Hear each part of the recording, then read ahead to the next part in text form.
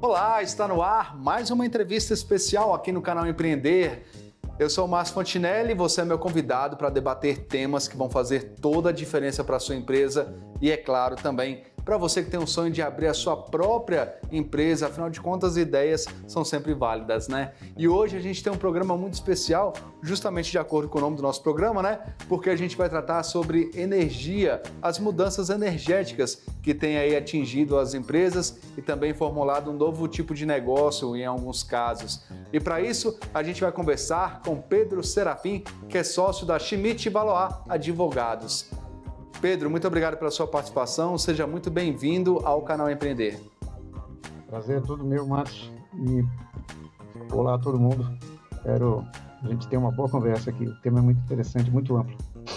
Vamos. Então, Pedro, eu já vou começar te perguntando com relação a essa mudança energética. A gente sabe que a gente está vivendo num mundo mais sustentável, pelo menos mais preocupado com a sustentabilidade. Quem tem uma empresa hoje começa a pensar mais nessa questão, não só pelo lado do meio ambiente, mas também pelo lado financeiro da empresa. Afinal de contas, gera também uma economia de gastos com relação a isso. Então eu queria que você desse um parâmetro para a gente começar. Como é que está essa situação hoje no Brasil, se possível também no mundo, mas com essa mudança de mentalidade e também com a aplicação disso na questão energética de um empreendimento? Mas você citou aí a questão financeira e a questão da limpeza do carbono, né, na produção. Acho que também é uma questão que está pegando muito forte, uma terceira vertente aí que está fazendo que essa tendência seja realmente muito forte, que é a questão própria do marketing, né? Hoje é feio você dizer que você tem... que você custa caro em termos de carbono, que você emite carbono, que você tem uma pegada forte de carbono. Toda a consciência mundial está indo em torno, ou na direção, né, de uma pegada mais fraca de carbono, de energias renováveis, do tema de sustentabilidade, até a sigla ESG tem o S de sustentabilidade, embora aí é importante ver também que essa sigla não é só sustentabilidade, né? Também trata de governança e da questão do meio ambiente. Então, é muito importante esse tema, sem dúvida, para todas as empresas, especialmente as empresas que estão vindo aí no futuro agora, né? Se você olhar a linha das startups, as empresas novas, mesmo no Brasil, mas acho que em todo mundo, tem um foco aí nessa questão de sustentabilidade. Eu acho que talvez no mundo mais forte do que no Brasil, em alguns aspectos, embora a gente tenha aqui,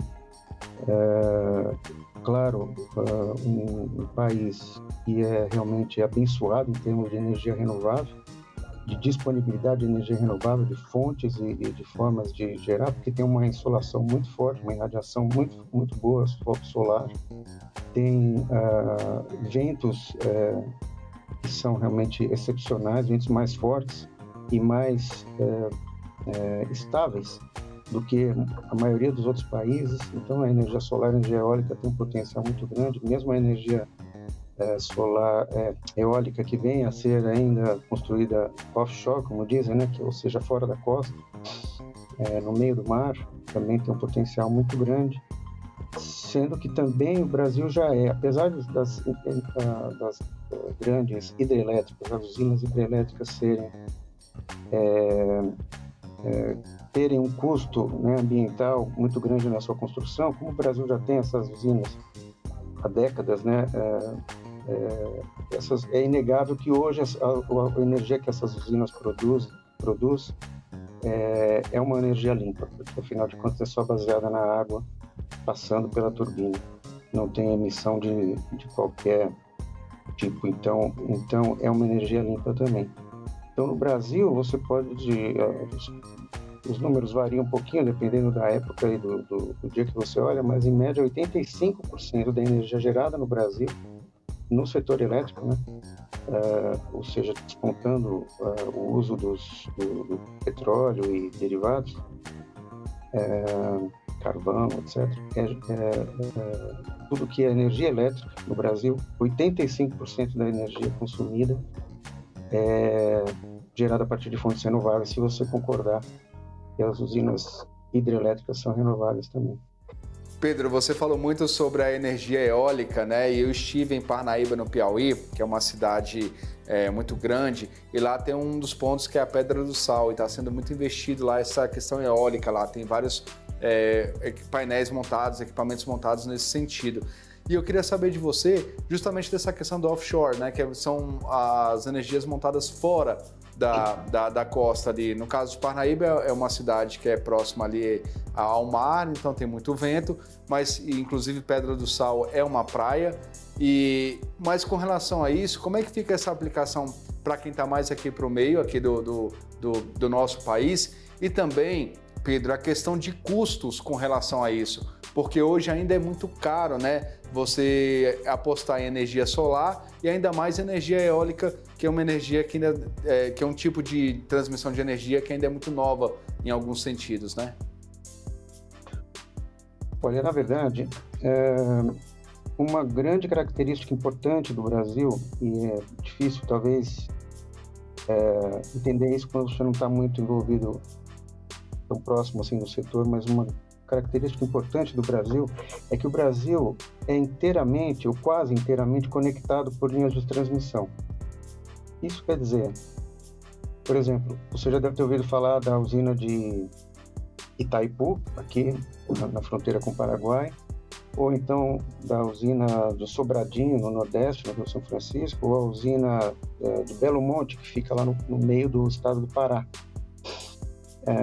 O fato dessas usinas estarem lá não quer dizer que nós aqui no Sudeste, eu estou em São Paulo, não recebamos energia vinda de lá. O grande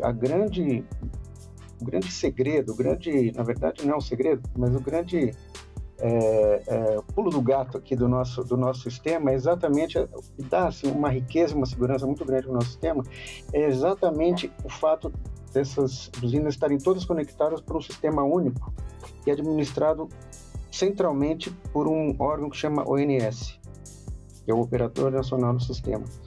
Esse cara, o Operador Nacional do Sistema, ele lê tudo o que está acontecendo no setor. Ele sabe a hora que aumenta a necessidade de energia, a hora que anoitece, diminui a necessidade, está todo mundo indo dormir. Então ele vai ligando e desligando as usinas conforme a necessidade, conforme a gente vai puxando, conforme a gente vai ligando uma tomada ou ligando uma máquina na indústria. Então, assim, o fato de a gente estar longe dessas usinas no Parnaíba não quer dizer que a gente aqui no Sudeste não se beneficie também da energia gerada no Piauí. E vice-versa, se houvesse essa inversão de consumo, de fato, o maior consumo está aqui na nossa região Sudeste, mas você não precisa estar perto do Parnaíba para que você se beneficie dessa energia. No fundo, você pode entender o setor elétrico brasileiro como uma única geração. A geração está ali. Tá? E em qualquer lugar em que você se posicione, dentro do território brasileiro, que é praticamente integralmente conectado, tem alguns lugares que ainda não são, mas se você olhar 10, 15 anos atrás, era muito maior a área não conectada, eram chamados sistemas isolados. Hoje é uma área muito menor que ainda está isolada, mas em qualquer lugar que você se coloque nessa área que é conectada, teoricamente você tem acesso à energia que está disponível nesse sistema. E a energia nesse sistema, tanto é das eólicas do Nordeste, como as eólicas também tem no Sul, como das usinas hidrelétricas que tem espalhadas por vários lugares do país, como das gerações a gás, gerações a carvão, que tem muito no sul do Brasil também, a nuclear, que fica no Rio de Janeiro, né, em Angra. Todas essas energias contribuem para... Eu gosto de comparar, na verdade, o sistema elétrico como um tanque de água, que fica mais fácil de visualizar. É como se fosse uma caixa d'água enorme, onde todas as usinas, sejam elas eólicas, solares, carvão, nuclear, hidrelétrica, gás, todas elas colocam energia nesse tanque. Todas elas colocando, o ONS é quem diz quanto de energia vai para o tanque, que hora que precise mais, que hora que precise menos. quem entra, quem não entra, quem precisa entrar, né, para encher esse tanque na necessidade do consumo, e a gente está ali na ponta que só tira a água desse tanque, que é a água, que é a energia, né, nessa imagem. Então, se você entender isso dessa forma, você entende também que, por exemplo, quando você tinha os sistemas isolados, ainda existem alguns, mas quando você tinha muitos, né, ou qualquer sistema isolado, o que acontecia? Eles precisavam de energia também, por exemplo, no interior do Amazonas, algumas regiões do Pará, Amapá, Roraima, eram sistemas isolados, eu não sei exatamente o que já está conectado. Mas quando você não tem conexão ao sistema, esses sistemas isolados, eles tinham energia, mas como é que era feita a energia, a luz, etc. Era com queima de gás, com queima de óleo, principalmente óleo. Então você tinha um movimento de barcaças levando óleo pelos rios ali da região da Amazônia. Essas barcaças levavam óleo que chegavam numa usina e queimava o óleo, então você tinha geração de fumaça, partículas, etc. Quando você interliga nesse sistema que é fundamentalmente renovável, de geração renovável, como eu expliquei antes, você tira a necessidade dessas barcaças, tira a necessidade desse transporte de óleo e tira a queima do óleo para geração de energia. Então você automaticamente transforma uma região que era, em tese, poluidora, em termos de setor elétrico, de geração de eletricidade, numa nova parte pequena, mas numa nova parte desse todo que é o setor elétrico brasileiro interligado, que chama Sistema Interligado Nacional, SIN, que é fundamentalmente renovável. Como eu disse, 85% da geração nesse território interligado é renovável. Se você tiver uma eólica offshore, né, uma eólica fora da costa, né, que fica mesmo no meio do mar, pode ser que ela custe mais, pode ser que ela custe menos, porque tem o famoso ganho de escala, né? Dependendo do tamanho da usina que você fizer, pode ser que você tenha custos bem favoráveis. Esse custo todo, na verdade, quando você tem esse tanque de água, né, que eu mencionei, cheio de energia, a energia que está lá, ela tem uma média do custo de todas as energias, porque a hidrelétrica tem um custo. A geração a gás tem um outro custo, porque o gás, você pode imaginar que é mais caro, inclusive, porque o gás é um insumo caro, ele vai ter que ser transportado, tem toda uma logística diferente que causa um custo adicional. O carvão tem um custo adicional, tem que ser minerado, etc. A usina de Angra dos Reis, as usinas de Angra dos Reis, tem a questão do custo do urânio, tem toda a manutenção, cada uma tem o seu custo, não é necessariamente mais caro ou mais barato que a outra, mas elas têm seu custo. O custo da energia nesse meio aqui, nesse tanque cheio de energia que eu mencionei, ele é a média, a soma de todos esses custos, é a média de todos esses custos, entendeu? Então também é outro benefício de você ter um sistema interligado, nacional. Você não está pagando o preço específico daquela usina cara que está ligada ali naquele dia.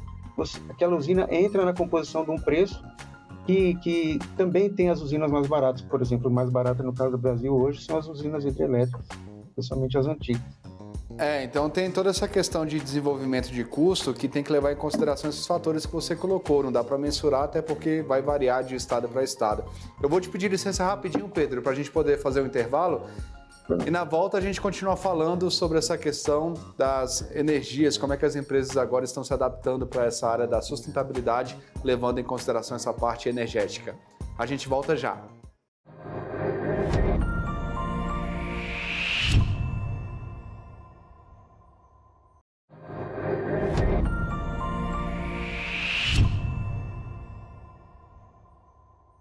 Intervalo rapidinho, né? Estamos de volta com a nossa entrevista especial e hoje falando sobre essa questão energética. Como é que isso impacta as empresas? Afinal de contas, a sustentabilidade é um tema muito importante hoje. Quem quer abrir um negócio ou então quem já tem um negócio tem que começar a pensar nisso. E para isso a gente está conversando com o Pedro Serafim, que é sócio da Schmidt Valois Advogados.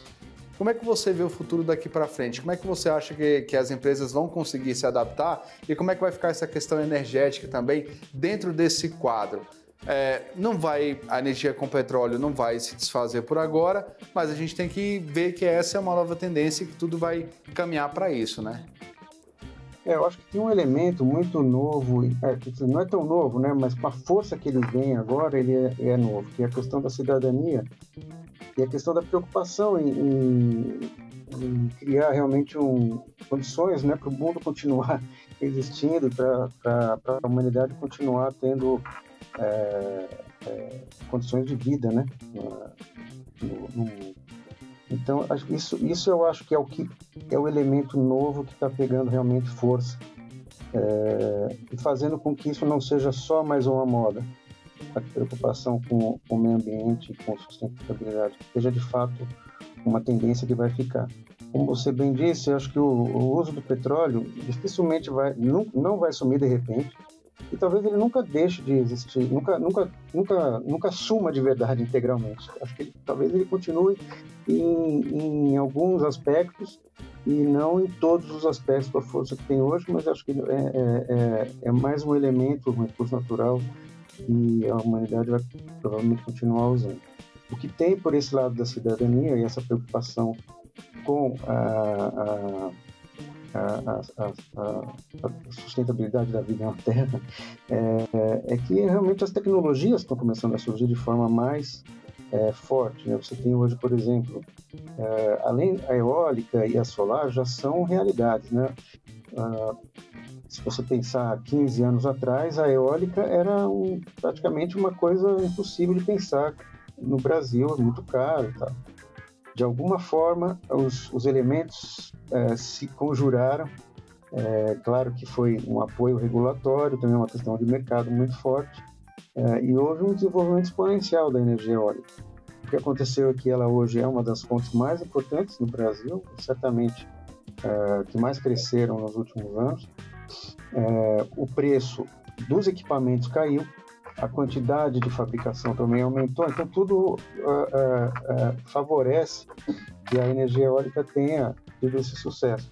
Nós estamos vendo mais ou menos o mesmo processo com a energia solar. As placas solares, as placas que fazem a geração de energia, há muito pouco tempo elas tinham preços proibitivos, e elas estão cada vez mais eficientes por metro quadrado, elas estão cada vez mais baratas também, ou seja, resultando em uma geração energética mais favorável, mais rentável, e elas também estão começando a aparecer em todo lado. Agora, esses projetos, especialmente solares, se você olhar 5 anos atrás, eles não eram nem viáveis economicamente.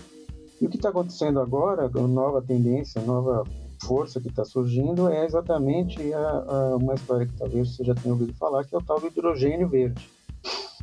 Né? O hidrogênio é uma fonte de energia poderosíssima. A quantidade de energia guardada num pedacinho, numa quantia pequena de hidrogênio é muito grande.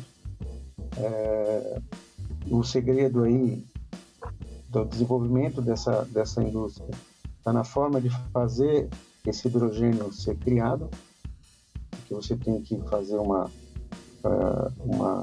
desconexão das células, das moléculas, das átomos de oxigênio, né, da molécula de água, para fazer o hidrogênio ficar livre. Depois a forma de transporte desse hidrogênio e a forma como você faz essa separação é com o uso de energia elétrica. Então, se você se você usa a energia elétrica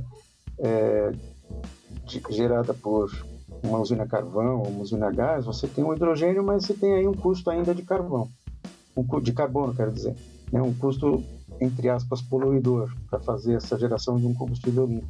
Se você usar a energia elétrica renovável, que ela já tem esse selo de renovabilidade na geração do hidrogênio, você tem o chamado hidrogênio verde. É o hidrogênio que tem em toda a sua cadeia o nível mais baixo de pegada de carbono. Então também tem todo um mercado empresarial em volta disso também, que pode fazer com que isso cresça cada vez mais, não só no Brasil, mas em todo o mundo, né? Sem dúvida. Eu acho que o grande segredo hoje para qualquer startup, hoje não, acho que sempre, né, para novos negócios, é você perceber quais são as tendências que estão andando um pouco embaixo d'água, ali um pouco pouco conhecidas, né?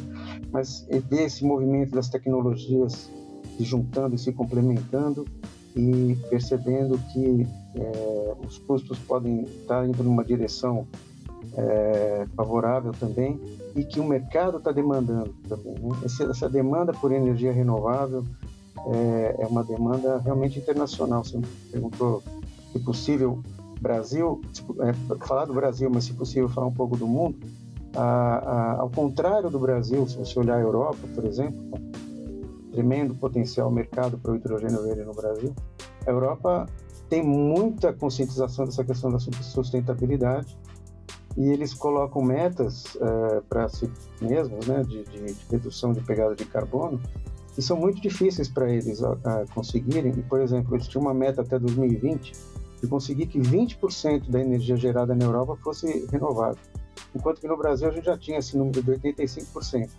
Então a gente tem uma situação bem diferente da deles.